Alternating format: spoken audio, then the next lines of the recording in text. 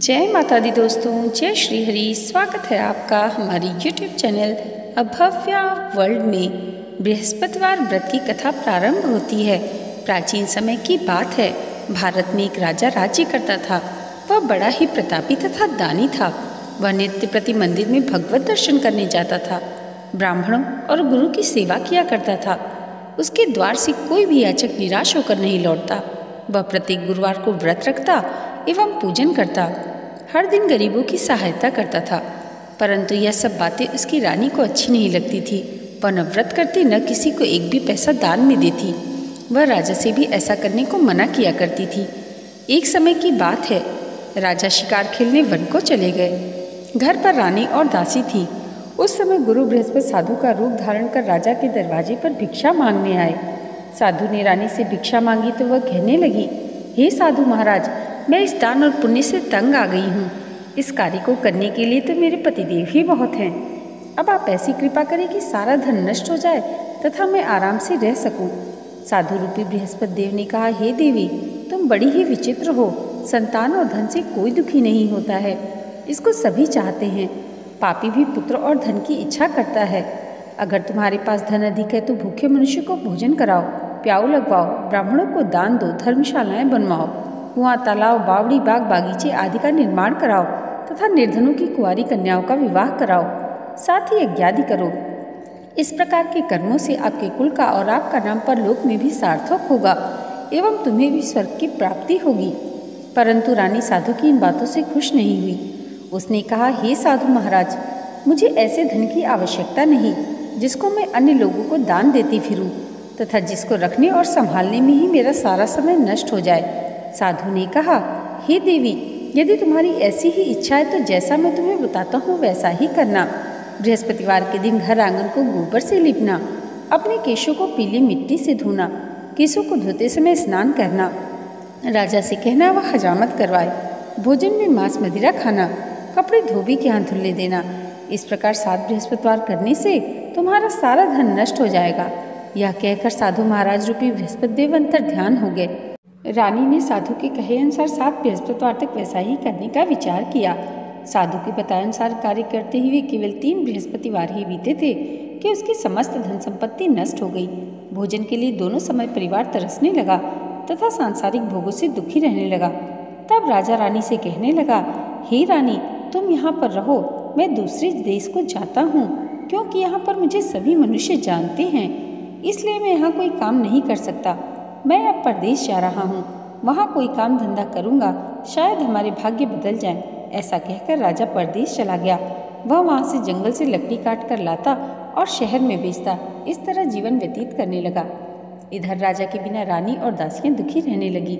किसी दिन भोजन मिलता, किसी दिन जल पीकर ही रह जाती। एक समय रानी और दासियों को 7 दिन बिना भोजन के व्यतीत करने पड़े। तो रानी ने अपनी दासी से कहा, हे दासी, यहाँ पास के ही नगर में मेरी बहन रहती है। वह बड़ी धनवान है।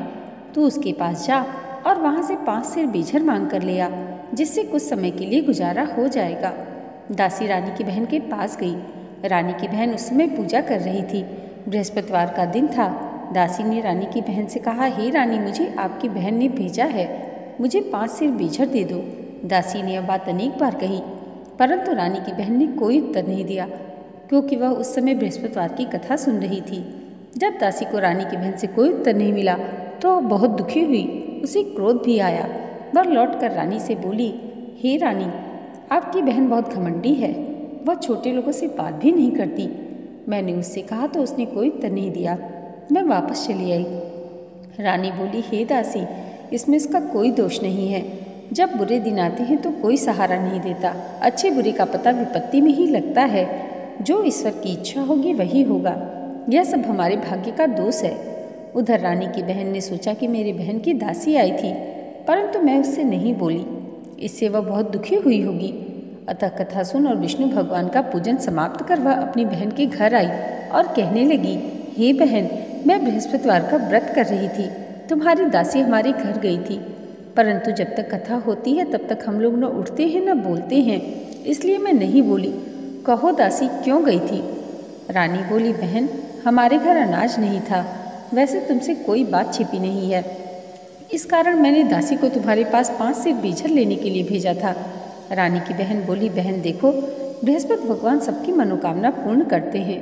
देखो शायद तुम्हारे घर में ही अनाज रखा हो। यह सुनकर दासी घर के अंदर गई तो वहाँ उसे घड़ा बीजर का भरा मिल गया। उसे बड़ी हैरानी हुई क्योंकि उसने एक एक बर्तन देख लिया था। उसने बाहर आकर रानी को बताया। दासी अपनी रानी से कहने लगी, हे रानी देखो, वैसे हमको जब अन्न नहीं मिलता तो हम रोजी व्रत करते हैं। अगर इनसे इस व्रत की विधि तथा कथा पूछ ली जाए तो हम भी कर लिया करेंगे। दासी के कहने पर रानी ने अपनी बहन से बृहस्पतिवार व्रत के बारे में पूछा। उसकी बहन ने बताया, ही रानी बहन, बृहस्पतिवार को सूर्योदय से पूर्व उठकर स्नान करके बृहस्पतिवार का व्रत करना चाहिए, लेकिन उस दिन सिर नहीं धोना चाहिए।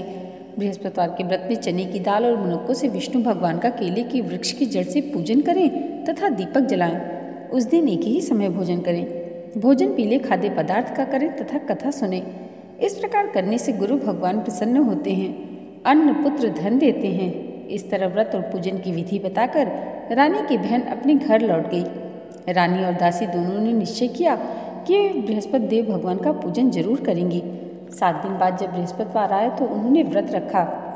घुड़साल में जाकर चना और गुड़ मील लाई तथा उसकी दाल से केले की जड़ से विष्णु भगवान का पूजन किया। अब भोजन कहाँ से आए? दोनों बहुत दुखी हुई, परंतु उन्होंने व्रत किया था। इस कारण बृहस्पति देव भगवान प्रसन्न थे। वे एक साधारण व्यक्ति के रूप में 2 थालों में सुंदर पीला भोजन लेकर आए और दासी को देकर बोले, हे दासी, यह भोजन तुम्हारे और रानी के लिए है, तुम दोनों करना। दासी भोजन पाकर बड़ी प्रसन्न हुई और रानी से बोली, रानी जी भोजन कर लो। रानी को भोजन के आने के बारे में कुछ पता नहीं था, इसलिए वह दासी से बोली, जा तू ही भोजन कर, क्योंकि तू हमारी व्यर्थ में हंसी उड़ाती है। दासी बोली, एक व्यक्ति अभी भोजन दे गया है। रानी कहने लगी, वह भोजन तेरे लिए दे गया होगा, तू ही भोजन कर। दासी ने कहा, वह व्यक्ति हम दोनों के लिए 2 थालों में सुंदर पीला भोजन देकर गया है, इसलिए मैं और आप दोनों साथ साथ भोजन करेंगे। फिर दोनों ने गुरु भगवान को नमस्कार कर भोजन प्रारंभ किया। उसके बाद से वे प्रत्येक बृहस्पतिवार को गुरु भगवान का व्रत और पूजन करने लगी। बृहस्पति भगवान की कृपा से उनके पास धन हो गया, परंतु रानी फिर पहले की तरह आलस्य करने लगी। तब दासी बोली, देखो रानी, तुम पहले भी इस प्रकार आलस्य करती थी, तुम्हें धन के रखने में कष्ट होता था, इस कारण सभी धन नष्ट हो गया। अब गुरु भगवान की कृपा से धन मिला है तो तुम्हें फिर आलस्य होता है। बड़ी मुसीबतों के बाद हमने यह धन पाया है, इसलिए हमें दान पुण्य करना चाहिए।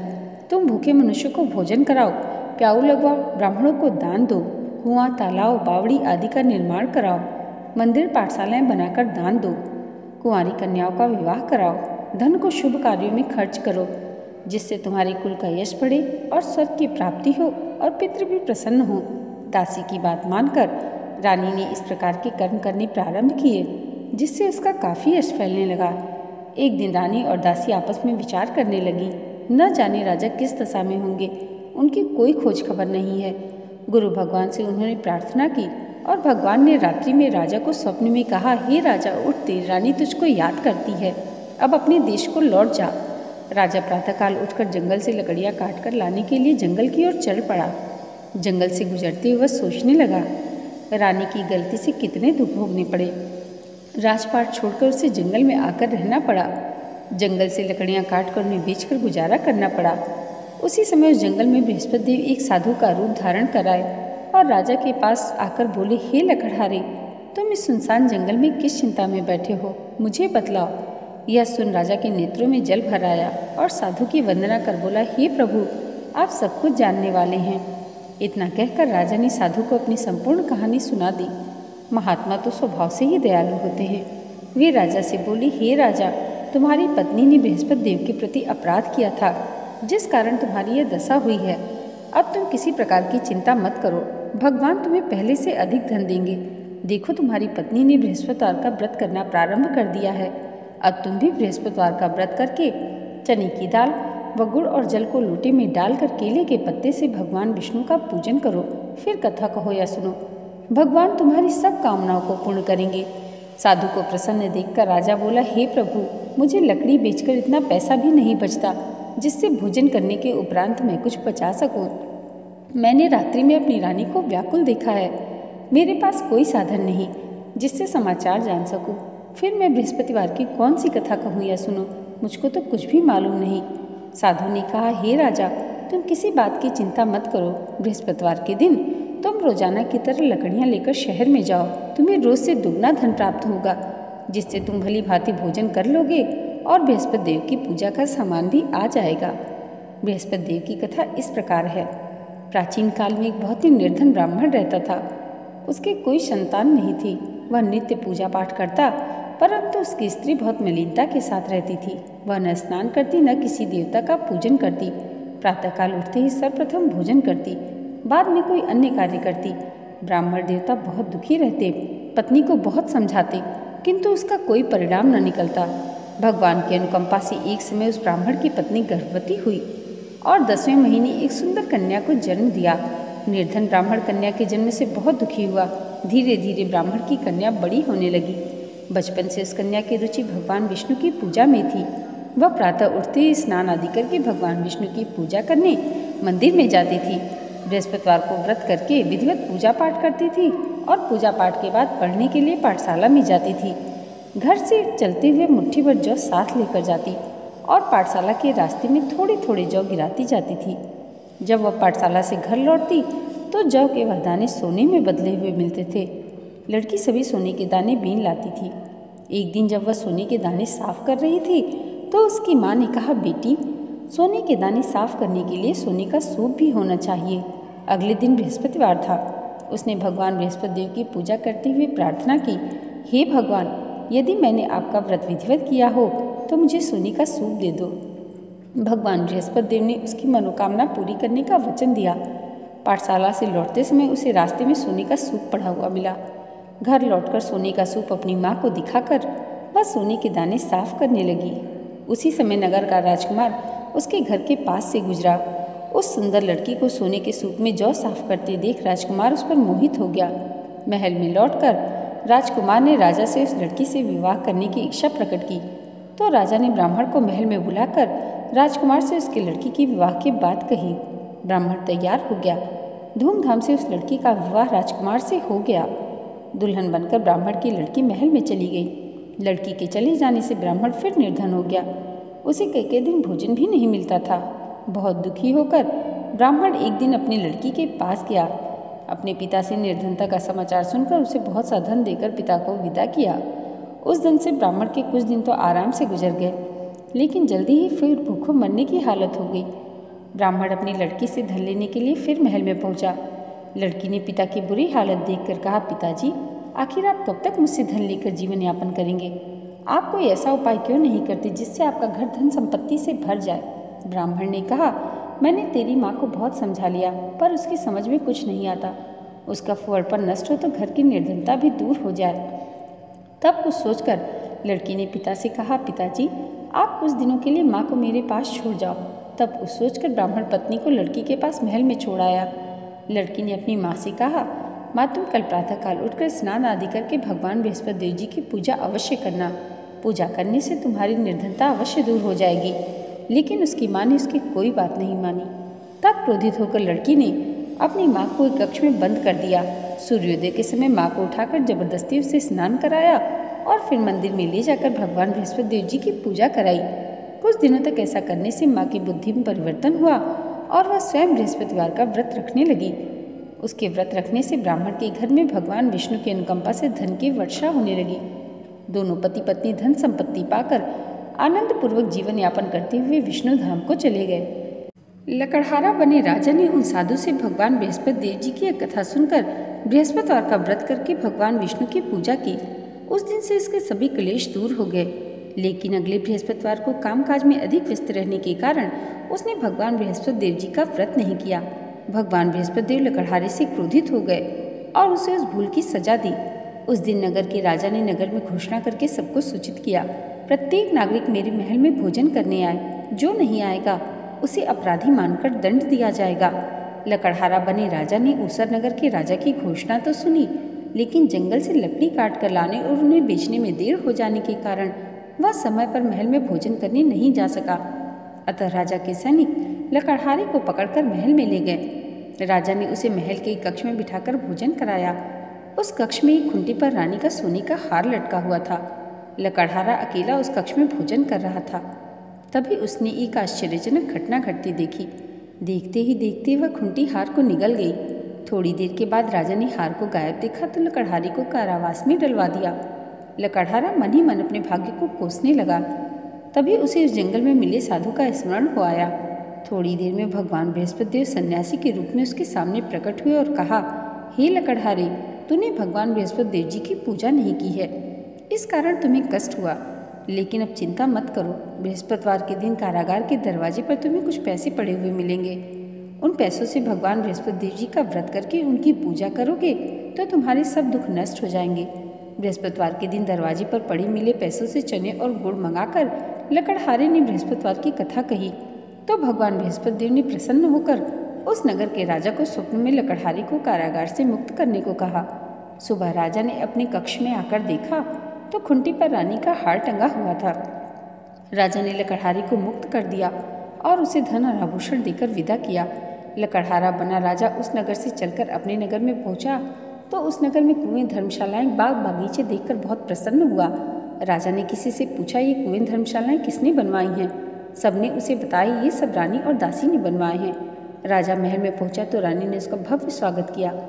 तब राजा ने निश्चय किया कि सप्ताह में एक बार तो सभी बृहस्पति देव जी का व्रत तथा पूजन करते हैं, परंतु मैं प्रतिदिन व्रत किया करूंगा तथा दिन में 3 बार कथा कहा करूंगा।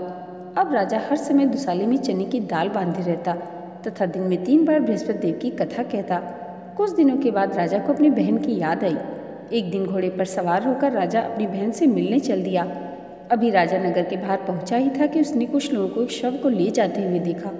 राजा को स्मरण हुआ है कि आज उसने किसी को बृहस्पतिवार की व्रत कथा नहीं सुनाई है। राजा ने उन लोगों को रोककर कहा, भाइयों, आप शव को ले जाने से पहले मुझसे बृहस्पतिवार की कथा सुन लें। लोगों ने राजा पर क्रोधित होते हुए कहा, तुम पागल तो नहीं हो? लेकिन कुछ बड़े बूढ़े लोगों ने कहा, अच्छा भाई, साथ में चलते चलते तुम अपनी कथा भी सुना लो। राजा ने चलते हुए आधी कथा ही सुनाई थी कि शव हिलने लगा। राजा की पूरी कथा सुनाते ही शव उठकर बैठ गया। लोगों ने हैरानी से दांतों तले उंगली दबाई और अगले बृहस्पतिवार से भगवान बृहस्पति देव जी का व्रत करने तथा कथा सुनने का निश्चय कर लिया। अब घोड़े पर सवार राजा चलते हुए किसान के पास पहुंचा। किसान अपने खेत में हल चला रहा था। राजा ने कहा, अरे भाई, मुझसे बृहस्पतिवार की कथा सुन लो। किसान झुंझला कर बोला, अरे भाई, देख नहीं रहे, जितनी देर में तुम्हारी कथा सुनूंगा उतनी देर में तो पूरे खेत में हल चला लूंगा। राजा निराश होकर चलने लगा। तभी किसान के बैल लड़खड़ाकर जमीन पर जा गिरे। किसान के पेट में जोरों का दर्द होने लगा।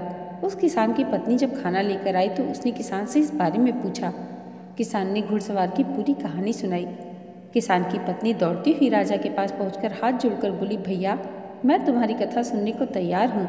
राजा ने उसके साथ खेत पर पहुंचकर बृहस्पतिवार की कथा सुनाई। तभी बैल उठकर खड़े हो गए। किसान के पेट का दर्द तुरंत ठीक हो गया। राजा अपनी बहन के घर पहुंचा तो उसकी बहुत आवभगत हुई। अगले दिन सुबह उठकर राजा ने देखा घर के सभी लोग भोजन कर रहे हैं। किसी भूखे को बृहस्पतिवार की कथा सुनाए बिना राजा भोजन नहीं करता था। उसने बहन से कहा, बहन, क्या घर में कोई ऐसा व्यक्ति है जिसने अभी तक भोजन नहीं किया हो? उसकी बहन बोली, भैया, हमारे घर में तो क्या आपको पूरे नगर में कोई ऐसा व्यक्ति नहीं मिलेगा जिसने सुबह सुबह भोजन नहीं किया हो। तब राजा ने बहन के घर से निकलकर उस नगर में बिना भोजन किए व्यक्ति की तलाश की। एक गडरी के घर में उसका बेटा बीमार होने के कारण भूखा रह गया था। राजा ने उसको जाकर बृहस्पतिवार की कथा सुनाई। कथा सुनते सुनते गडरिये का बीमार बेटा बिल्कुल ठीक हो गया। सबने राजा की बहुत प्रशंसा की। एक दिन राजा ने अपनी बहन से कहा, बहन, अब हम अपने घर जाना चाहते हैं, तुम भी हमारे साथ चलो, कुछ दिन वहाँ रहकर लौट आना। राजा की बहन ने अपनी सास से पूछा तो सास ने ताने देते हुए कहा, बहू, मायके जाना है तो अकेली जाना, मेरे पोतों को नहीं ले जाना। तुम्हारे भाई की कोई संतान नहीं है, कहीं तुम्हारी भाभी मेरे पोतों पर जादू टोना न कर दे। दूसरे कक्ष में बहन की सास की बातें सुनकर राजा दुखी मन से अकेला ही अपने नगर लौट गया। रानी ने राजा से कहा, आप तो अपनी बहन को साथ में लाने की बात कहकर गए थे, फिर बहन को साथ क्यों नहीं लाए? तब राजा ने दुखी होते हुए कहा, रानी, हम निसंतान हैं, इसलिए कोई हमारे घर आना पसंद नहीं करता। रानी ने राजा को समझाया, हे प्राणनाथ, हमें बृहस्पति देव ने सब कुछ दिया है, अब भगवान बृहस्पति देव हमें संतान भी अवश्य देंगे। बृहस्पतिवार को विधिवत व्रत करते हुए राजा रानी ने भगवान बृहस्पति देव से संतान के लिए प्रार्थना की। कुछ दिनों के बाद उन्होंने स्वप्न में दर्शन देते हुए कहा, हे राजन, तेरी मनोकामना अवश्य पूरी होगी। एक सप्ताह बाद ही रानी गर्भवती हो गई। 10वें महीने रानी ने एक सुंदर पुत्र को जन्म दिया। राजा रानी जीवन पर्यंत बृहस्पतिवार का व्रत करते रहे। उनके घर में धन की वर्षा होती रही। इस तरह आनंदपूर्वक जीवन यापन करते हुए राजा रानी भगवान बृहस्पति देव की अनुकंपा से मोक्ष को प्राप्त करके सीधे वैकुंठ धाम पहुँच गए। बृहस्पतिवार को विधिवत व्रत करके जो स्त्री पुरुष भगवान विष्णु की पूजा करते हैं, भगवान उनकी सभी मनोकामनाएं पूरी करते हैं। इति श्री बृहस्पतिवार व्रत कथा। दोस्तों, बृहस्पतिवार व्रत कथा के बाद बृहस्पति भगवान की आरती करनी चाहिए। आज की ये वीडियो अगर आपको अच्छी लगी हो तो कमेंट बॉक्स में जय श्री हरि ज़रूर लिखिएगा और इसे लाइक, और हमारे चैनल पर पहली बार आए हैं तो सब्सक्राइब करना मत भूलिएगा। भगवान श्री हरि की कृपा आप सबके जीवन पर सदैव ऐसे ही बनी रहे, इसी मंगल कामना के साथ मिलते हैं अगले वीडियो में। तब तक के लिए जय माता दी, जय श्री हरि।